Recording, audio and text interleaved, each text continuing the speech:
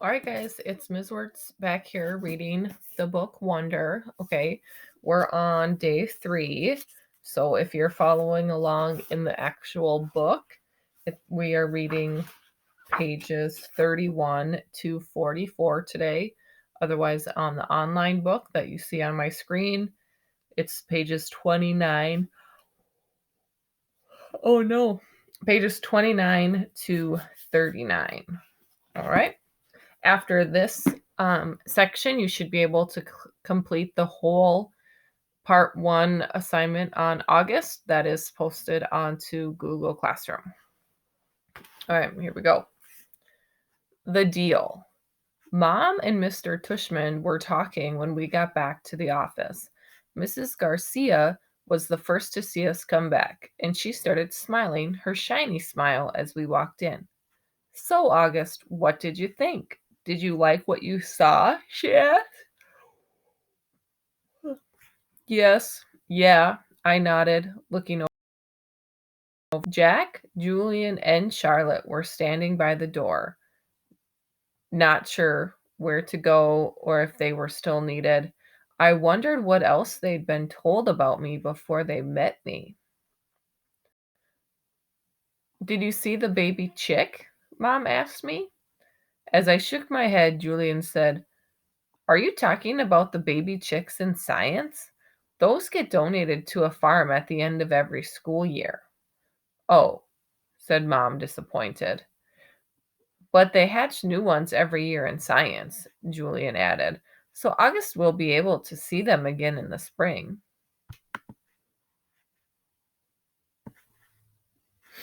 "Oh, good," said Mom, eyeing me. "They were so cute, August. I wish she wouldn't talk to me like I was a baby in front of other people." "So, August," said Mr. Tushman, "did these guys show you around enough, or do you want to see more? I realize I forgot to ask them to show you the gym." "We did anyway, Mr. Tushman," said Julian. "Excellent," said Mr. Tushman. "And I told them about the school play and some of the electives," said Charlotte. "Oh, no," she said suddenly. "We forgot to show them the art room." "That's okay," said Mr. Tushman. "But we can show it to them now," Charlotte offered. "Don't we have to pick Via up soon?" I said to Mom. That was our signal for telling Mom if I really wanted to leave. "Oh, you're right," said Mom, getting up. I could tell she was pretending to check the time on our watch. "I'm sorry, everybody. I lost track of time. We have to go pick up my daughter at her new school. She's taking an unofficial tour today." This part wasn't a lie, that Via was checking out her new school today. The part that was a lie was that we were picking her up at the school, which we weren't. She was coming home with Dad later. "Where does she go to school?" asked Mr. Tushman, getting up. "She's starting Falker High School this fall." "Wow, that's not an easy school to get into. Good for her." "Thank you," said Mom, nodding. "It'll be a bit of a schlep, though. The A train down to the 86th, then the Crossroad bus all the way to the east side. Takes an hour that way, but it's just a 15-minute drive." "It'll be worth it. I know a couple of kids who got into Faulkner and love it," said Mr. Tushman. "We should really go, Mom," I said, tugging at her pocketbook. We said goodbye kind of quickly after that. I think Mr. Tushman was a little surprised that we were leaving so suddenly, and then I wondered if he would blame Jack and Charlotte, even though it was really only Julian who made me feel kind of bad. Everyone was really nice. I made sure to tell Mr. Tushman before we left. "I look forward to having you as a student," said Mr. Tushman, patting my back. "Bye," I said to Jack, Charlotte, and Julian, but I didn't look at them or look up at all until I left the building. Home. As soon as we had walked at least half a block from the school, Mom said, "So, how'd it go? Did you like it?"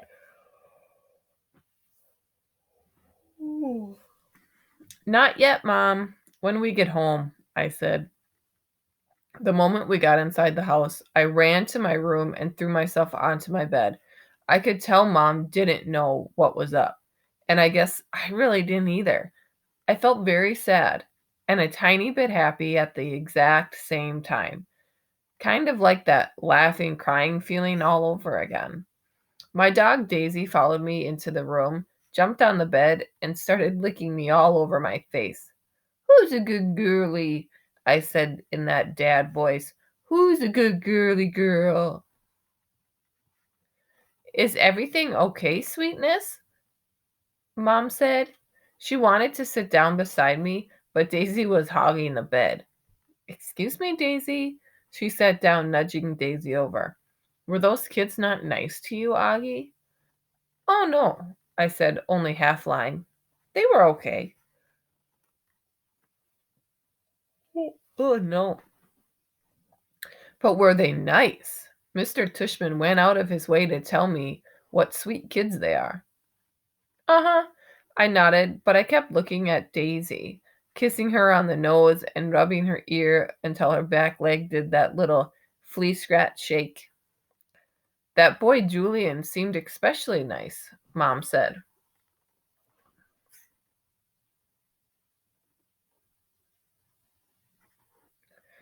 "Oh, no, he was the least nice. I liked Jack, though. He was nice. I thought his name was Jack Will, but it's just Jack. Wait, maybe I'm getting them confused. Which one was the one with the dark hair that was brushed forward?" "Julian. And he wasn't nice?" "No, not nice." "Oh." She thought about this for a second. "Okay. So he's the kind of kid who's one way in front of grown-ups and another way in front of kids?" "Yeah, I guess." "Oh, I hate those," she answered, nodding. He was like, "So, August, what's the deal with your face?" I said, looking at Daisy the whole time. "Were you in a fire or something?" Mom didn't say anything. When I looked up at her, I could tell she was completely shocked. "He didn't say it in a mean way," I said quickly. "He was just asking." Mom nodded. "But I really liked Jack," I said. "He was like, 'Shut up, Julian.' And Charlotte was like, 'You're so rude, Julian.'" Mom nodded again. She pressed her fingers on her forehead like she was pushing against a headache. "I'm so sorry, Augie," she said quietly. Her cheeks were bright red. "No, it's okay, Mom. Really. You don't have to go to school if you don't want to, sweetie." "I want to," I said. "Augie." "Mom, really, Mom, I want to." And I wasn't lying. First day jitters. Okay, so I admit that the first day of school, I was so nervous that the butterflies in my stomach were more like pigeons flying around my insides. Mom and Dad were probably a little nervous too, but they acted all excited for me, taking pictures of me and Via before we left the house since it was Via's first day of school too. Up until a few days before, we still weren't sure I would be going to school at all. After my tour of the school, Mom and Dad had reversed sides on whether I should go or not. Mom was now the one saying I shouldn't go, and Dad was saying I should. Dad had told me he was really proud of how I'd handled myself with Julian and that I was turning into quite the strong man. And I heard him tell Mom that he now thought she had been right all along. But Mom, I could tell, wasn't so sure anymore. When Dad told her that he and Via wanted to walk me to school today, too, since it was on the way to the subway station, Mom seemed relieved that we would all be going together. And I guess I was too. Even though Beecher Prep is just a few blocks from our house, I've only been on that block a couple of times before. In general, I try to avoid blocks where there are lots of kids roaming around. On our block, everybody knows me, and I know everybody. I know every brick and every tree trunk and every crack in the sidewalk. I know Mrs. Grimaldi, the lady who's always sitting by her window, and the old guy who walks up and down the street whistling like a bird. I know the deli on the corner where mom gets our bagels, and the waitress at the coffee shop who all call me honey and give me lollipops whenever they see me. I love my neighborhood of North River Heights, which is why it was so strange to be walking down these blocks, feeling like it was all new to me suddenly. Amsford Avenue, a street I've never been down, a street I've been down a million times, looked totally different for some reason. Full of people I never saw before, waiting for buses, pushing strollers. We crossed Amford and turned up Harks Heights Place. Via walked next to me like she usually does, and mom and dad were behind us. As soon as we turned the corner, we saw all the kids in front of the school. Hundreds of them, talking to each other in little groups, laughing or standing with their parents, who were talking with other parents. I kept my head way down. Everyone's just as nervous as you are, said Via in my ear. Just remember that this is everyone's first day of school. Okay? Mr. Tushman was greeting students and parents in front of the school entrance. I have to admit, so far, nothing bad had happened. I didn't catch anyone staring or even noticing me. Only once did I look up to see some girls looking my way and whispering, with their hands cupped over their mouths, but they looked away when they saw me, noticed them. We reached the front entrance. Okay, so this is it, big boy, said Dad, putting his hands on top of my shoulders. Have a great first day. I love you, said Via, giving me a hug, said Via, giving me a big kiss and a hug. You too, I said. I love you, Augie, said Dad, hugging me. Bye. Then Mom hugged me, but I could tell she was about to cry, which would have totally embarrassed me. So I just gave her a fast, hard hug, turned, and disappeared into the school.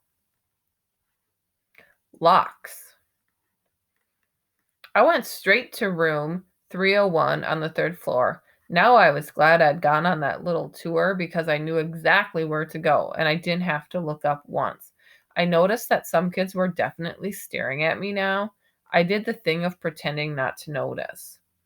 I went inside the classroom and the teacher was writing on the chalkboard while the kids started sitting at different desks. The desks were in a half circle facing the chalkboard, so I chose the desk in the middle towards the back, which I thought would make it harder for anyone to stare at me. I still kept my head way down, just looking up, enough from under my bangs to see everyone's feet. As the desk started to fill up, I did notice that no one sat next to me. A couple of times, someone was about to sit next to me, then changed his or her mind at the last minute and sat somewhere else. Hey, August! It was Charlotte giving me her little wave as she sat down at a desk in the front of the class.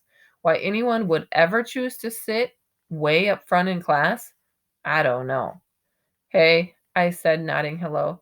Then I noticed Julian was sitting a few seats away from her, talking to some other kids. I know he saw me, but he didn't say hello. Suddenly, someone was sitting down next to me. It was Jack Will. Jack, what's up? He said, nodding at me. Hey, Jack, I answered, waving my hand, which I immediately wished I hadn't done because I felt kind of uncool. Okay, kids. Okay, everybody, sit down. Or settle down, said the teacher, now facing us. She had written her name, Miss Petsoa, on the chalkboard. Everybody find a seat, please. Come in, she said to a couple of kids who had just walked in the room. There's a seat there and right there. She hadn't noticed me yet. Now, the first thing I want everyone to do is stop and... She noticed me. Put your backpacks down and quiet down. She had only hesitated for a millionth of a second, but I could tell the moment she saw me. Like I said, I'm used to it by now. I'm going to take attendance and do the seating chart.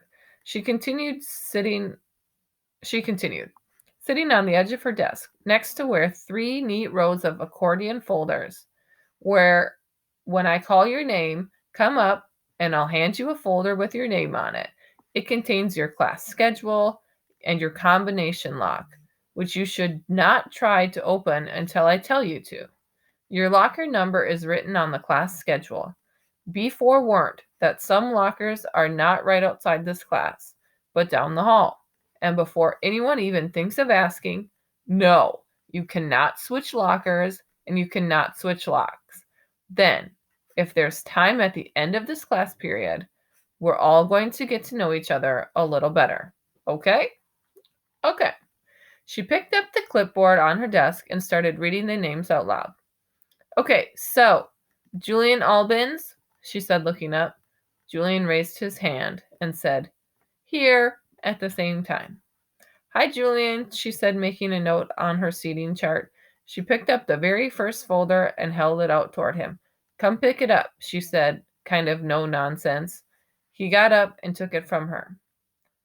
Emenian Chen. She handed a folder to each kid as she read off the names. As she went down the list, I noticed that the seat next to me was the only one still empty, even though there were two kids sitting at one desk just a few seats away. When she called the name of one of them, a big kid named Henry Joplin, who already looked like a teacher, she said, Henry, there's an empty desk right over there. Why don't you take that seat, okay? She handed him his folder and pointed to the desk next to mine. Although I didn't look at him directly, I could tell Henry did not want to move next to me, just by the way he dragged his backpack on the floor as he came over, like he was moving in slow motion. Then he plopped his backpack up really high on the right side of his desk, so it was kind of like a wall between his desk and mine. Maya Markowitz, Mrs. Petzoa was saying. Here, said a girl about 4 desks down from me. Miles Norway. Here, said the kid that had been sitting with Henry Joplin. As he walked back to his desk, I saw him shoot Henry a poor you look. August Pullman, said Mrs. Petzoa. Here, I said quietly, raising my hand a bit. Hi, August, she said, smiling at me very nicely when I went up to get my folder. I kind of felt everyone's eyes burning into my back. For a few seconds, I stood in the front of the class and everybody looked down when I walked back to my desk. I resisted spinning the combination when I sat down, even though everyone else was doing it, because she had specifically told us not to. I was already pretty good at opening locks anyway, because I've used them on my bike. Henry kept trying to open his lock, but couldn't do it. He was getting frustrated and kind of cursing under his breath. Miss Petzoa called out the next few names. The last name was Jack Will. After she handed Jack his folder, she said, Okay, so everybody, write your combinations down somewhere safe that you won't forget, okay? But if you do forget, which happens at least 3.2 times per semester, Mrs. Garcia has a list of all the combination numbers. Now go ahead, take your locks out of your folders, and spend a couple of minutes practicing how to open them. Though I know some of you went ahead and did that anyway. She was looking at Henry when she said that. And in the meanwhile, I'll tell you guys a little something about myself. And then you guys can tell me a little something about yourselves and, well, get to know each other. Sound good? Good. She smiled at everyone, though I felt like she was smiling at me the most. It wasn't a shiny smile like Mrs. Garcia's smile, but a normal smile, like she meant it. She looked very different from what I thought teachers were going to look like. I guess I thought she'd look like Miss Fowl from Jimmy Neutron, an old lady with a big bun on top of her head. But in fact, she looked exactly like Moan Martha from Star Wars Episode 4. Haircut kind of like a boy's, and a big white shirt kind of like a tunic.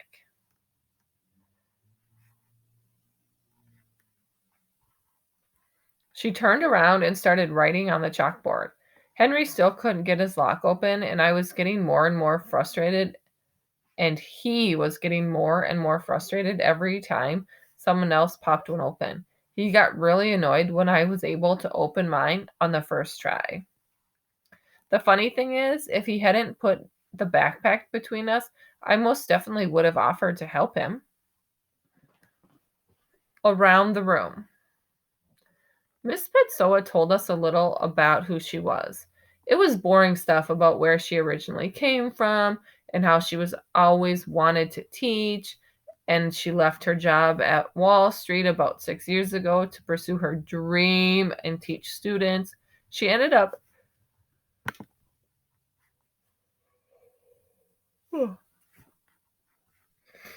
she she ended by asking if anyone had any questions, and Julian raised his hand.